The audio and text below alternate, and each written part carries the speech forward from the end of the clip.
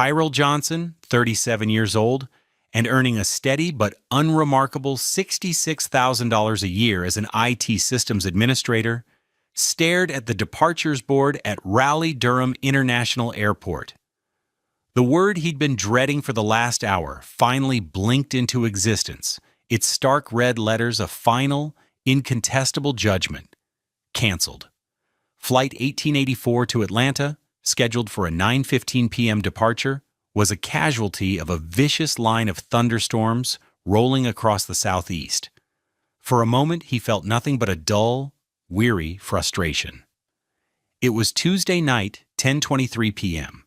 His quarterly server maintenance trip, a routine he'd performed for 6 years, was now officially a bust. He was one of maybe 200 people who let out a collective, groaning sigh. The gate agent's voice, tinny and apologetic over the PA system, offered lodging vouchers and rebooking options for the morning. Tyrell didn't even move toward the counter. The thought of a sterile, $129 a night airport hotel room, with its thin blankets and the distant roar of the few planes still taking off, filled him with a profound sense of exhaustion. He just wanted to be home. He wanted his own bed, the one he and his wife Toni had picked out 5 years ago at a Haverty's President's Day sale for $2,200. He pulled out his phone, a 3-year-old Samsung Galaxy S10 with a hairline crack in the corner, and tapped the Uber app. The surge pricing was brutal, a 40-minute ride from RDU to their modest 2-story home in Cary quoted at $78. He winced, but confirmed it anyway. The cost was less than the psychic toll of a night spent in airport purgatory. He sent a quick text to Toni. Flight canceled. Storms. Going to grab a hotel near the airport and fly out in the morning. Don't wait up. Love you. He lied without thinking. It was a simple, practical lie. He didn't want to wake her. She valued her sleep, often complaining that his 6 a.m. alarm was a brutal intrusion on her peace. He imagined walking in close to midnight, the sound of the key in the lock, the creak of the third stair, and her irritated stirring from beneath their $400 down comforter. It was easier this way. Let her sleep. He'd surprise her with coffee in the morning. He pictured her smile, the one that used to feel like the sun coming up just for him. He had no idea how wrong he was, or that in less than an hour, the foundation of his entire world would be reduced to rubble. The ride home was a blur of slick, black asphalt and the rhythmic thump-thump of the Uber driver's windshield wipers. Rain lashed against the windows of the 2018 Toyota Camry, blurring the streetlights into long, watercolor streaks. Tyrell rested his head against the cool glass, his deep brown skin reflecting the passing lights. He was a man built on routine. His life was a series of logical processes and predictable outcomes. Much like the server farms he managed in North Raleigh, there was an order to things. You identify a problem, you diagnose its root cause, you implement a solution. It was clean, it was simple. He thought his marriage was the same, a stable, reliable system. The Uber turned onto their street, Oakmont Drive, a quiet suburban lane lined with maturing oak trees and houses that all hovered around the $450,000 mark. As they approached his house, number 112, Tyrell's eyes picked up something wrong, a disruption in the code. There were 2 cars he didn't recognize.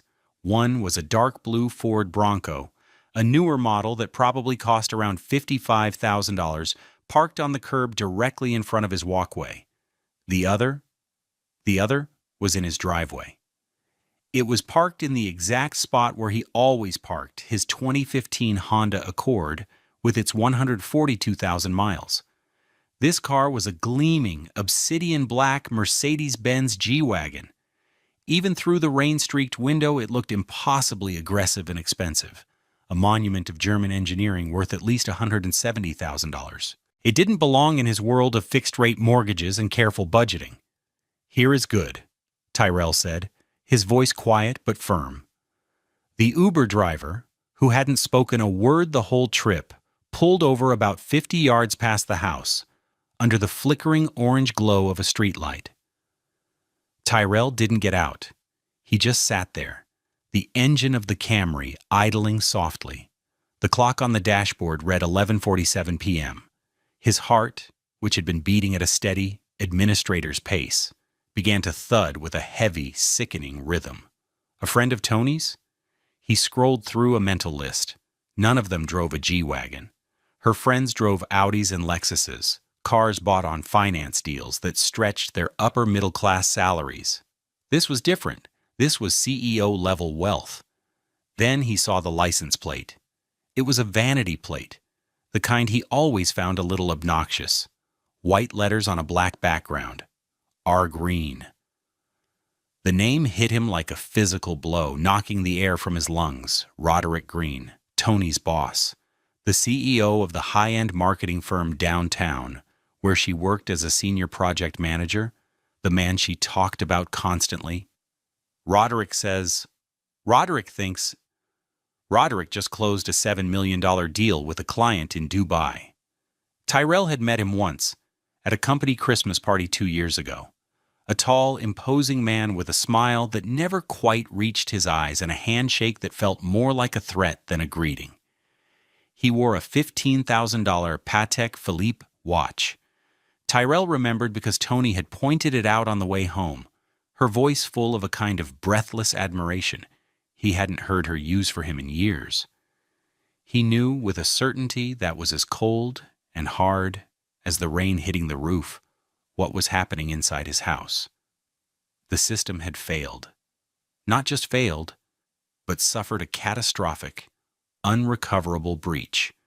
And he, the administrator, was locked out, sitting in a stranger's Toyota, watching the evidence of his own obsolescence parked in his driveway. Have you ever had a moment where the world you thought you knew just dissolved in front of your eyes? Let us know about a time you faced a shocking truth and how you found the strength to move forward. He reached for his phone, his movements slow and deliberate. His hands, usually so steady when rewiring a server rack or soldering a motherboard, were trembling slightly. He opened the camera app. He ignored the rain, the poor lighting. He zoomed in on the G-Wagon, making sure the license plate was perfectly clear. Click. The shutter sound was unnaturally loud in the silent car. He took another, and another. Then he angled the phone to capture both the G-Wagon in his driveway and the Bronco on the street. He documented everything. The digital timestamp on each photo a permanent, incorruptible witness. 11:49 p.m. Tuesday, October 12th. His world had a new timeline. Before this moment and after. The facade of their life had been expertly constructed, mostly by Tony. She was the architect of their social presentation, the curator of their domestic image. Their house in Cary was a perfect example. It was a 2,400 square foot colonial that they had bought for $380,000 6 years ago. To Tyrell, it was a home, a place of comfort and shared history. To Tony, it was a stage. Every piece of furniture was a prop, chosen not for comfort, but for effect. He remembered the fight over the living room sofa. He had wanted a big, plush sectional from Rooms to Go, something you could sink into after a long day, priced at a reasonable $1,800. Tony had insisted on a sleek, low-profile piece from West Elm with clean lines and dove gray upholstery. It cost $3,500 and was about as comfortable as a marble bench. "It's not about sinking, Tyrell," she had explained, her voice laced with that familiar, patient condescension she used when he was being particularly dense. "It's about the aesthetic. It elevates the space." Their life was filled with these elevated spaces. The kitchen featured a $4,000 KitchenAid refrigerator they couldn't afford, purchased on a 24-month interest-free plan from Best Buy. On its stainless steel door, held by a cheap souvenir magnet from a trip to Myrtle Beach they'd taken early in their relationship, was a list of his quarterly Atlanta trips, meticulously written out in her perfect cursive: Jan 11/13, April 12/14, July 12/14, Oaked 11/13. He had put it there so they could plan around his travel, so they could make sure to have a nice dinner before he left, or plan a weekend getaway when he was back. He never imagined it could be used as a different kind of schedule. Tyrell's love was quiet, expressed through acts of service. He was the one who changed the oil in her 2019 Acura RDX, a $42,000 vehicle she leased for $580 a month. He was the one who spent a whole Saturday installing a new garbage disposal, $150 from Lowe's, after the old one jammed. He was the one who cooked dinner most nights, simple, hearty meals of roasted chicken and vegetables, while she scrolled through her phone at the $200 quartz countertop island, sighing about her stressful day. His salary paid the $20,800 mortgage, the utilities, the groceries. Her $185,000 salary, a figure she mentioned often, was for her things. Her things were a constant escalating tide of luxury goods that filled their walk-in closet.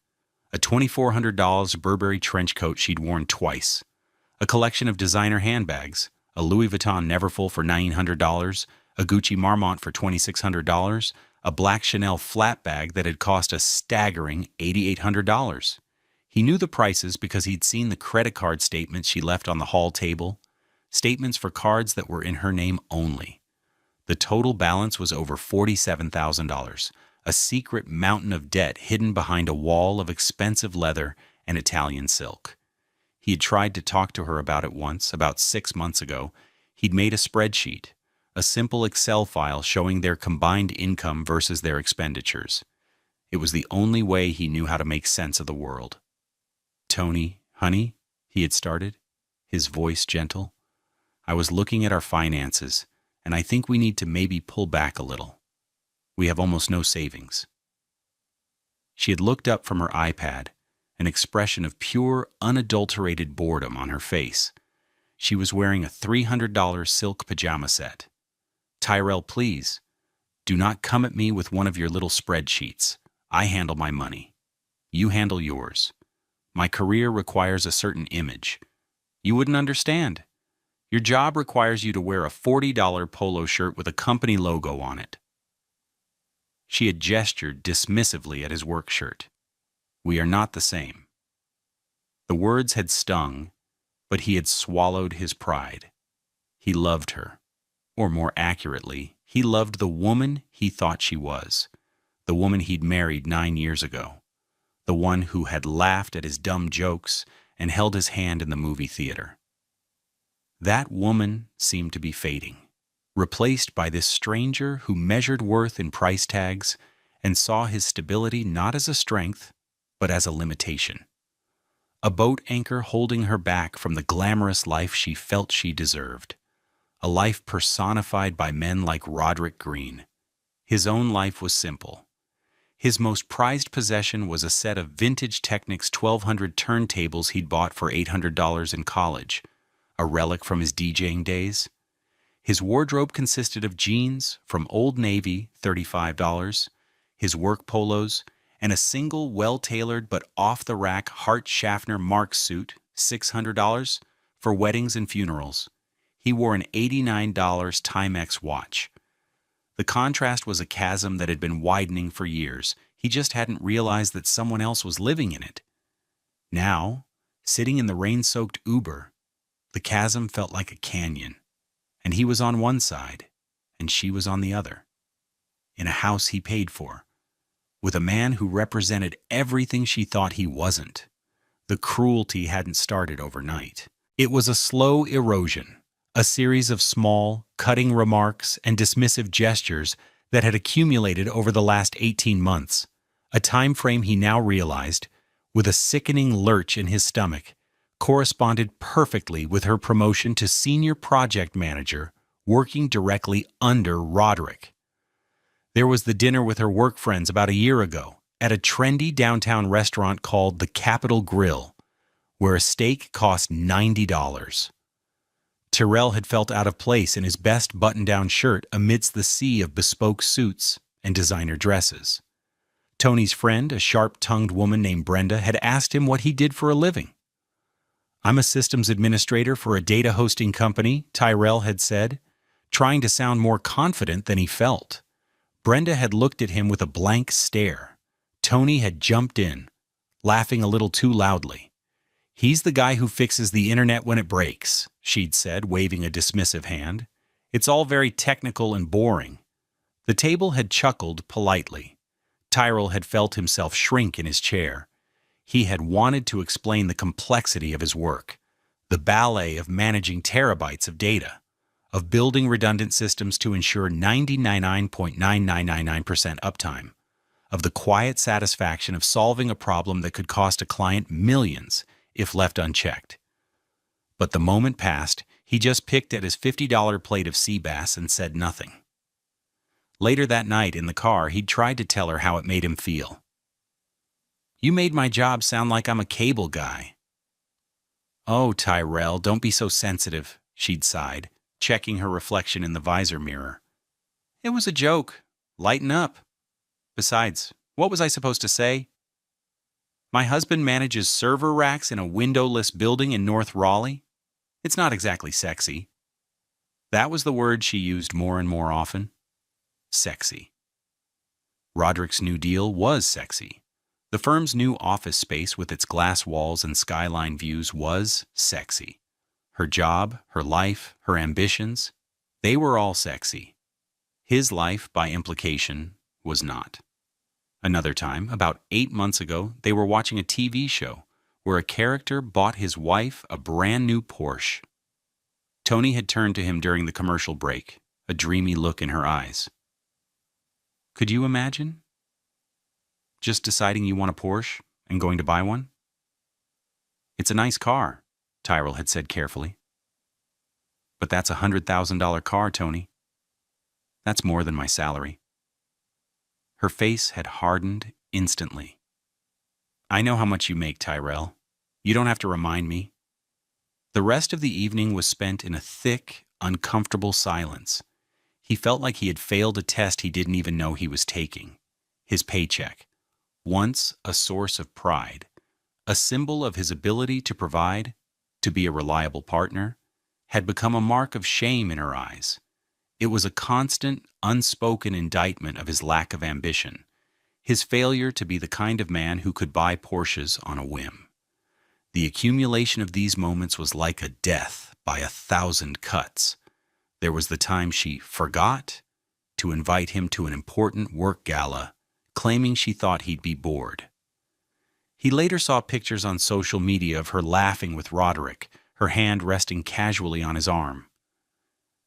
There was the way she started turning her phone over whenever he walked into the room. A sudden, furtive gesture that always sent a spike of unease through him. When he'd asked her about it, she'd flown into a rage. Are you accusing me of something? After everything I do, the pressure I'm under at work, you're going to come in here and check up on me like a child? I need my privacy, Tyrell. He had backed down, apologizing, feeling guilty for his own suspicion. She was a master at turning his legitimate concerns back on him, making him feel like the one with the problem. Her conversations became a litany of Roderick's accomplishments. Roderick just got back from a conference in London. Roderick is being featured in Forbes. Roderick's wife is a judge, you know. They're a real power couple. She spoke of his life as if it were a novel she was reading, each chapter more glamorous than the last. Tyrell's life, in contrast, must have seemed like a technical manual, dry, predictable, and utterly devoid of plot twists. The most painful memory, the one that replayed in his mind now as he sat watching his house, was from just 3 weeks ago. It was their 9th anniversary. He had made reservations at their favorite Italian restaurant, the one where he had proposed. He'd bought her a delicate sapphire necklace, a modest piece from a local jeweler that had cost him $700, a significant expense he'd saved for over several months. She had been late, arriving at the restaurant nearly an hour after the reservation. She'd swept in, breathless and apologetic. I'm so sorry, baby. We had a crisis with the Miller account. Roderick needed all hands on deck. You know how it is. She had opened his gift at the table. She'd looked at the necklace, her expression unreadable. "It's nice, Tyrell. It's very sweet." She had used the same tone of voice one might use for a child's crayon drawing. She put it back in the box and tucked it into her $3,000 purse. She never wore it. 2 days later, he saw a receipt on her dresser from Tiffany and Company for a pair of diamond earrings. The total was $4,200. The purchase date was the day after their anniversary. He knew, without having to ask, who they were from. The lie wasn't just in the affair itself, it was in every single interaction, every conversation, every shared meal for the last year and a half. His entire married life had been a piece of faulty code, running on a corrupted server, and he was the last one to know. The Uber driver cleared his throat, a small, polite sound that shattered Tyrell's trance. You getting out, man?" Tyrell blinked, focusing on the man's reflection in the rearview mirror. "No, sorry. Can you wait? I'll pay for the time. I'll pay you double." The driver shrugged. "Your money." He put the car in park and started scrolling through his phone. Tyrell turned his attention back to the house. The rain had softened to a steady drizzle. Inside, the lights were on in the downstairs living room and the upstairs master bedroom. He could see their silhouettes moving behind the drawn blinds, 2 figures, a man and a woman, his wife and her boss, in his home, in his bed. The thought was a white-hot poker in his gut, but his face remained a mask of calm. The rage was there, a roaring inferno, but he contained it, packed it down deep. Rage was an irrational emotion. It led to mistakes. And Tyrell Johnson did not make mistakes. He diagnosed problems. He gathered data. He formulated a plan. And then he acted with precision. He sat in that car for 2 hours and 7 minutes. He watched as the light in the living room went out. He watched as the light in the master bedroom remained on. He did not move. He did not check his phone. He just watched, his mind a cold, clear machine, processing the data points of his own betrayal. At 1:54 a.m., the front door of his house opened. Roderick Green stepped out, followed by Tony. She was wearing his Duke University sweatshirt, the one he loved, the one that was soft and worn from years of use.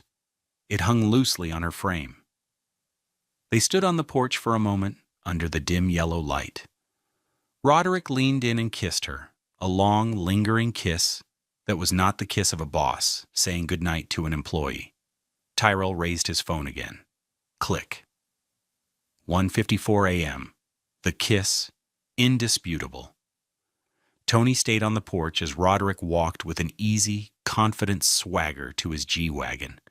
The engine rumbled to life, a deep, throaty sound that was an obscenity in the quiet suburban night. He backed out of the driveway, his headlights sweeping across the street, illuminating Tyrell's position for a brief second. Tyrell didn't flinch. He was just a man in a car on a rainy night. Invisible. After the G-Wagon disappeared down the street, another man emerged from the Ford Bronco parked on the curb. Tyrell hadn't even considered a second person, security, a driver. The man was built like a linebacker, dressed in a black suit. He got into the driver's side of the Bronco and followed the G-Wagon. It was a detail, an important one. Roderick Green didn't travel alone. He had staff. He was insulated, protected. Tony watched them go, then turned and went back inside, shutting the door behind her.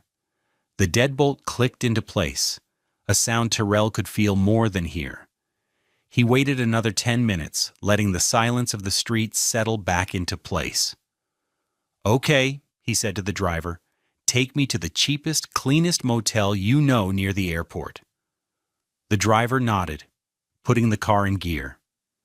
As they pulled away, Tyrell looked back at his house one last time. It no longer looked like his home. It was a crime scene, and he had all the evidence he needed. He spent the night at a $79 a night Super 8, the room smelling of stale smoke and industrial cleaner. He didn't sleep. He sat on the edge of the stiff polyester bedspread and opened his laptop, a standard-issue Dell Latitude that cost his company $200. He logged into his personal server. He pulled up the file where he kept his travel logs for work, a detailed spreadsheet going back 6 years. Every flight number, every hotel, every expense report. He cross-referenced the dates with Tony's credit card statements, the ones he'd been quietly downloading for the past year, ever since his suspicions first started to gnaw at him. The pattern was sickeningly clear. Every time he was in Atlanta for his quarterly trip, a Tuesday through a Thursday, there were charges. Expensive dinners at places like Heron's or Fearington House, hotel charges at the Umstead, a 5-star hotel where rooms started at $700 a night, charges from high-end boutiques and jewelry stores. It was an entire secret life, funded by her salary and lived in his absence. An 18-month-long betrayal, laid out in black and white, in dollars and cents. The total he could directly attribute to his travel dates was just over $63,000.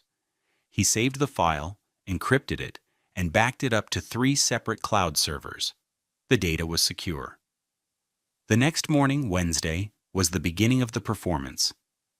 Tyrell knew he had to maintain the facade until he had a plan.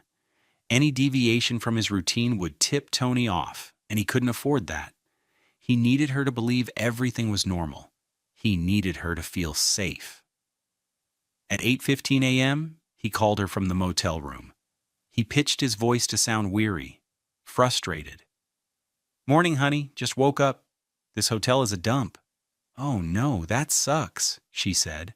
Her voice was bright, cheerful, too cheerful. "Did they get you on a new flight?" "Yeah, 11:30 this morning. I should be in Atlanta by 1. I'll have to work late to catch up."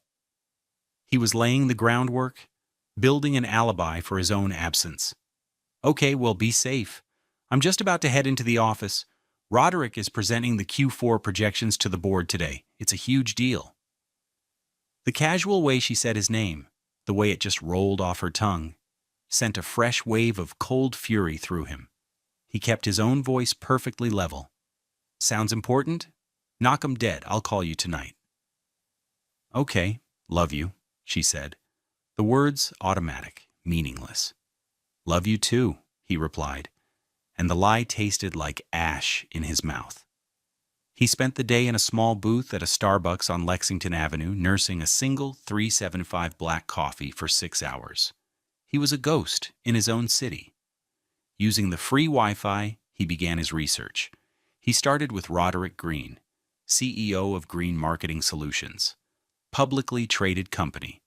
He found the board of directors, their names, their bios. He found articles in the Raleigh Business Journal about Roderick's visionary leadership. He found pictures of him at charity galas, his arm around a handsome, elegantly dressed woman, his wife. He clicked on a link. Judge Marianne Green, Superior Court Judge for Wake County, appointed by the governor 3 years ago. A woman with a reputation for being tough, fair, and utterly intolerant of impropriety. A power couple, indeed. Tyrell felt a grim smile touch his lips. Roderick Green had made a critical mistake. He hadn't just cheated on his wife, he had created a catastrophic liability for a sitting judge. Next, Tyrell researched divorce attorneys. He didn't want the biggest firm or the flashiest name. He wanted a shark, a quiet, methodical killer. He found her on the 3rd page of Google results, Alana Vance, a solo practitioner with a small, discreet office in downtown Raleigh. Her bio was short and to the point. Specialization in high-asset divorce and forensic accounting. Her reviews were stellar. "Vicious," one jilted husband wrote, "left my ex with nothing but his pride, and she took a good chunk of that too." He called her office. Her paralegal answered, her voice professional and crisp. Tyrell explained in the calmest, most concise terms he could manage that he had discovered irrefutable evidence of an 18-month affair and needed to schedule an emergency consultation. He mentioned high-value assets and a prominent third party. He had an appointment for 9 a.m. the next morning, Thursday. That evening, he had to play the part of the returning husband. He drove his Accord, which had been parked in the long-term lot at the airport, back to his house. He pulled into the driveway at 7:30 p.m., right on schedule for his return flight. He walked through the front door he now saw as a stage entrance. Tony was in the kitchen, sipping a glass of white wine that probably cost $40 a bottle. She was glowing. Her deep brown skin was luminous under the recessed lighting. She looked happy. The sight of it made him sick. "Hey, you're home," she said, smiling. She came over and gave him a perfunctory kiss on the cheek. Her lips were cold. "How was Atlanta?" "The usual," he said, forcing a weary smile. "Long day. Servers are a mess." He had to look into her eyes, the same eyes that had looked at him with what he thought was love, and lie. It was the hardest thing he had ever done. "How was the big presentation?" "It was amazing," she gushed, her eyes sparkling. "Roderick was brilliant. The board loved him. We're all going out for celebratory drinks tomorrow night to celebrate. You don't mind, do you?" "No, of course not." "You deserve it," he said. His voice was a marvel of control. Inside, he was screaming. She was asking his permission to go celebrate with the man she was sleeping with. The audacity of it was breathtaking. He had to physically clench his fists in his pockets to keep his hands from shaking. He was gathering evidence, not just in photos and spreadsheets, but in every word she spoke, every casual lie that dripped from her lips. She was building his case for him, one condescending, deceitful sentence at a time, and she had no idea what was coming. "What do you think is the most important piece of evidence Tyrell has? The photos, the financial records, or the fact that Roderick's wife is a judge?" Share your thoughts in the comments below. Thursday morning, at precisely 9 a.m., Tyrell sat in the client chair opposite Alana Vance. Her office was exactly as he had imagined, understated, efficient, and expensive. The chair he was sitting in was a genuine Herman Miller Eames, a $6,000 piece of furniture. The desk between them was a massive slab of polished mahogany. Alana Vance herself was a striking black woman in her late 40s, with her hair in elegant, tightly coiled locks, adorned with a few silver beads. She wore an $8,700 Armani suit the color of charcoal and exuded an aura of lethal competence. She hadn't said much, just listened, her intelligent eyes fixed on him as he laid out his story. He didn't editorialize. He didn't talk about his feelings.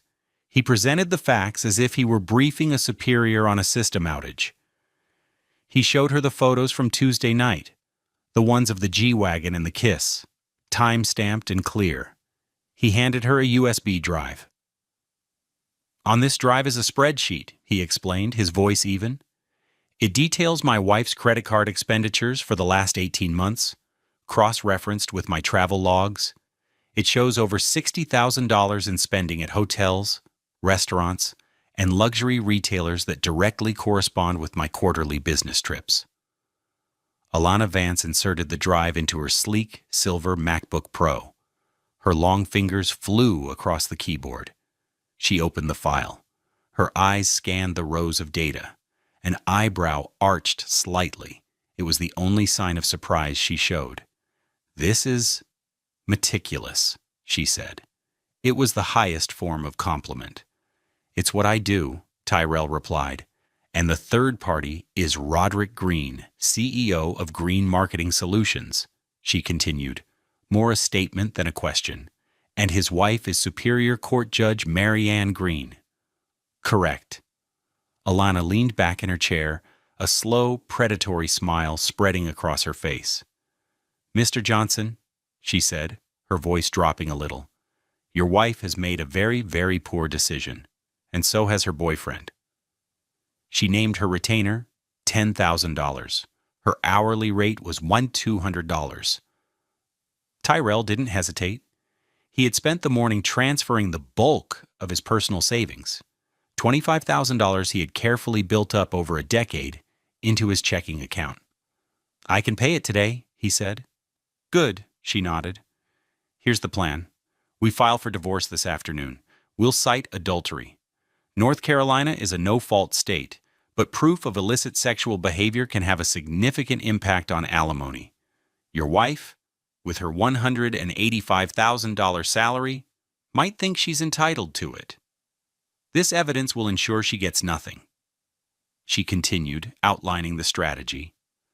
"We will immediately subpoena her phone records and text messages, and his as well. The fact that they used company phones, which I suspect they did, makes this even easier. But we won't wait for that.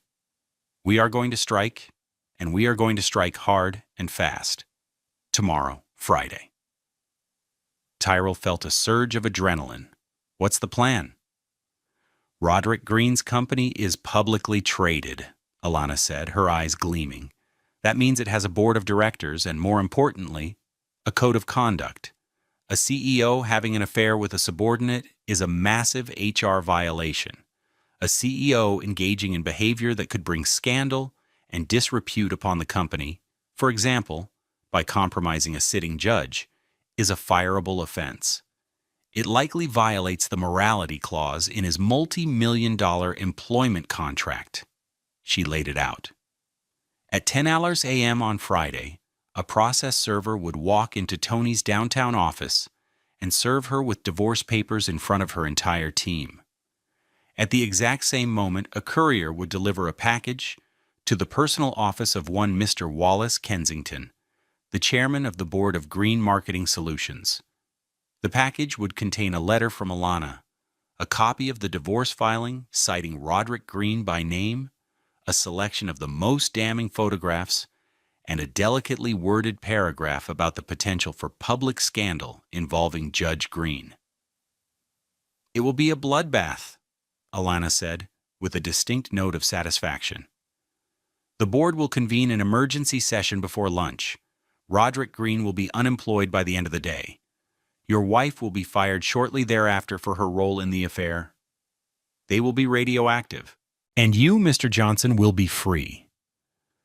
Tyrell felt a weight lift from his shoulders that he hadn't even realized he was carrying. This wasn't about revenge. He kept telling himself that. This was about consequences.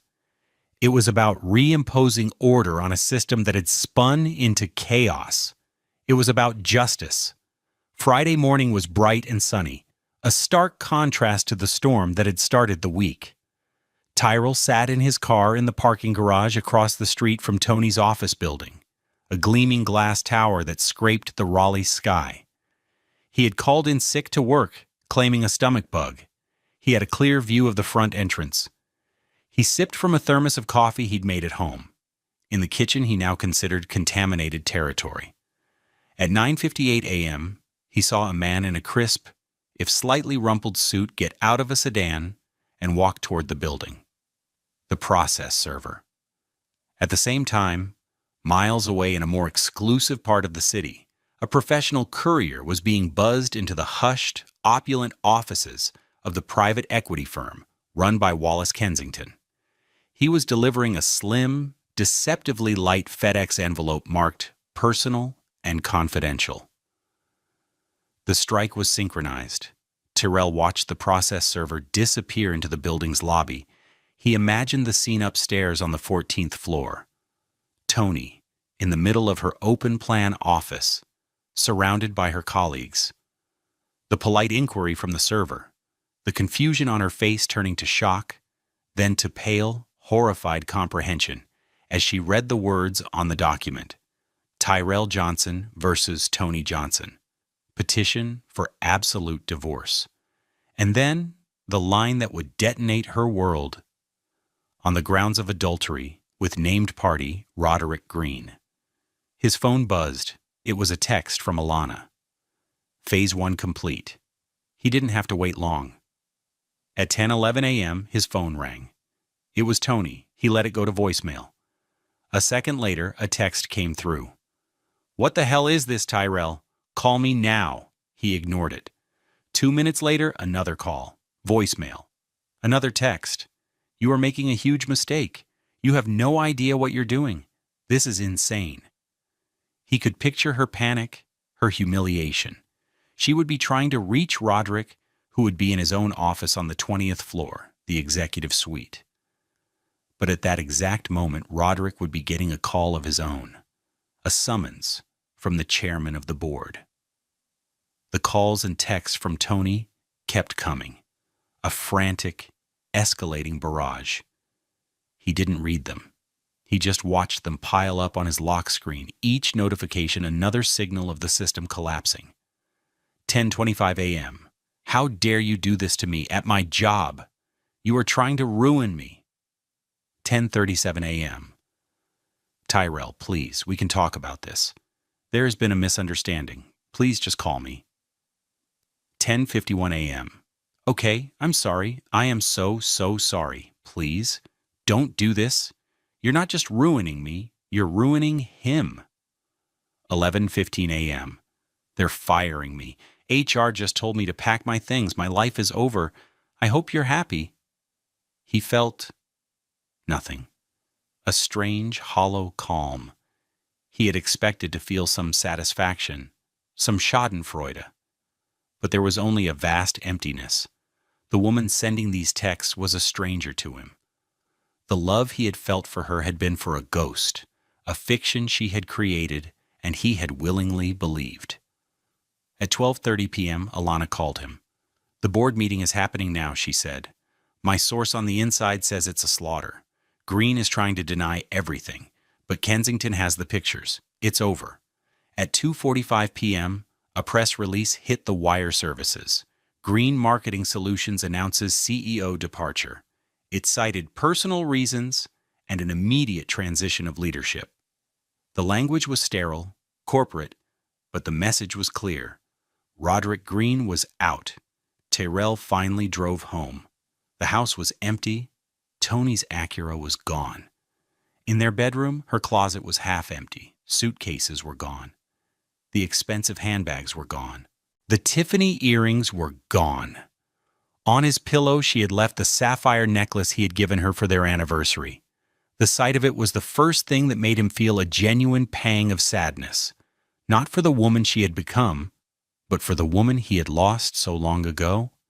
He picked it up, its small weight feeling heavy in his hand, and dropped it into the trash can. The consequences cascaded with brutal efficiency. Alana Vance had been right. It was a bloodbath. First, Roderick Green. His downfall was swift and total. He was fired for cause, a violation of the morality clause in his contract. This meant he forfeited everything. His $2.2 million annual salary was terminated immediately. His $15 million in unvested stock options vanished. The company leased a $170,000 G-Wagon was repossessed from his sprawling estate in a gated community. The news of his affair and the potential scandal involving his wife was the lead story on the local business news website. His wife, Judge Marianne Green, filed for divorce the following Monday. In the settlement, he would lose at least half of his considerable net worth, and his reputation was irrevocably destroyed. He went from being a captain of industry to a pariah in the space of 72 hours. Second, Tony. Her termination from Green Marketing Solutions was effective immediately. With a $185,000 salary, she had lived a lifestyle far beyond her means, propped up by Roderick's generosity and her own mountain of debt. Now her main source of income was gone. The divorce was finalized in a matter of months. Thanks to the infidelity clause in their prenuptial agreement, an irony that was not lost on Tyrell, as she had been the one to insist on it to protect her future earnings, and the overwhelming evidence he had provided, she was awarded no alimony. The court ordered the marital home to be sold, but Tyrell, using his savings and a small loan, was able to buy out her half of the equity for a modest $85,000. Her $47,000 in credit card debt was ruled to be her sole responsibility. She was forced to sell her leased Acura and move into a small, one-bedroom apartment in a less desirable part of town for $1,400 a month. Her social circle, which had been built around her proximity to Roderick's power and wealth, evaporated overnight. She was left with nothing but a closet full of expensive clothes she had nowhere to wear. Third, the company itself. Green Marketing Solutions saw its stock price dip 4% in the days following the announcement of Roderick's departure. It was a minor blip, but it cost shareholders millions in value. The company had to engage a public relations firm for $200,000 to manage the crisis and launched an internal investigation that cost another $150,000. The scandal damaged morale and led to the departure of several key employees who were loyal to Roderick, further disrupting the business. Tyrell watched it all from a distance. He felt no joy, only a grim sense of order being restored. He had identified a fatal corruption in the system and had systematically purged it. The process had been clean, logical, and devastating. He had survived the crash, and now it was time to rebuild. A year later, the sun was warm on Tyrell's back. It was a beautiful Saturday afternoon in October, almost a year to the day since his life had fractured. He stood in the backyard of his house in Cary, the house that was now entirely his. The grass was green and neatly cut. The garden he had started in the spring was thriving, with late-season tomatoes still clinging to the vines and bright orange pumpkins swelling on the ground. He wasn't alone. 3 young people, 2 men and a woman, all in their early 20s, were gathered around a workbench he'd set up on the patio. On the bench was a dismantled server, its guts exposed to the open air. This was his new passion, his resolution. He had kept his job, of course. His $66,000 salary was the stable foundation of his new life. But on Saturdays, he ran a free workshop. He called it the Server Relocation Program. He mentored aspiring IT professionals from the local community college, teaching them the hands-on skills they couldn't learn in a classroom. "Okay, Maya," he said, his voice patient and calm. "Show me the primary SSD. What's its function?" Maya, a bright young black woman with her hair in intricate box braids that clicked softly when she moved, pointed confidently. "Right here. This holds the operating system and the core applications. It's all about speed of access." "Exactly," Tyrell smiled. His smile came easily now. "And if this drive fails, what's our first line of defense?" "The RAID 1 array," another student piped up. "The data is mirrored on a secondary drive in real time, so we have an instant, identical backup." "Perfect," Tyrell said, his heart swelling with a quiet pride. This felt more real, more valuable than any $7 million deal. He was building something, not just systems, but futures. He was giving these kids the tools to build stable, productive lives, to earn a good living doing honest, important work. He was teaching them how to build redundant systems, not just for servers, but for life. After the workshop, as the students were packing up, Maya handed him a small, sealed envelope. "This is for you, Mr. Johnson. Thank you for everything." He opened it after they left. Inside was a handwritten card. On the front was a drawing of a smiling stick figure, him, standing next to a server rack. Inside, the note read, "Mr. Johnson, I wanted to let you know I got the job. The internship at IBM. It starts at $75,000 a year. They were so impressed with the hands-on experience I got here. You changed my life. Thank you." Tyrell sat on his back porch, the card in his hand, and watched the sunset paint the sky in shades of orange and purple. He thought about Tony and Roderick and their world of G-Wagons and Chanel bags. It seemed so distant now, like a story about someone else. He realized that for years he had been letting someone else define his worth, making him feel that his quiet, stable life was somehow less than. He now understood that true wealth isn't measured by the price of your watch or the size of your car. It's measured by what you build, what you contribute, and the positive impact you have on the people around you. It's the sturdy foundation of character, the redundant systems of integrity, and the quiet satisfaction of a job well done. He had lost a marriage, but he had found himself. And in the quiet peace of his own backyard, surrounded by the fruits of his labor, he felt, for the first time in a long time, truly rich. We all face moments that redefine our understanding of success and happiness. What does true wealth mean to you?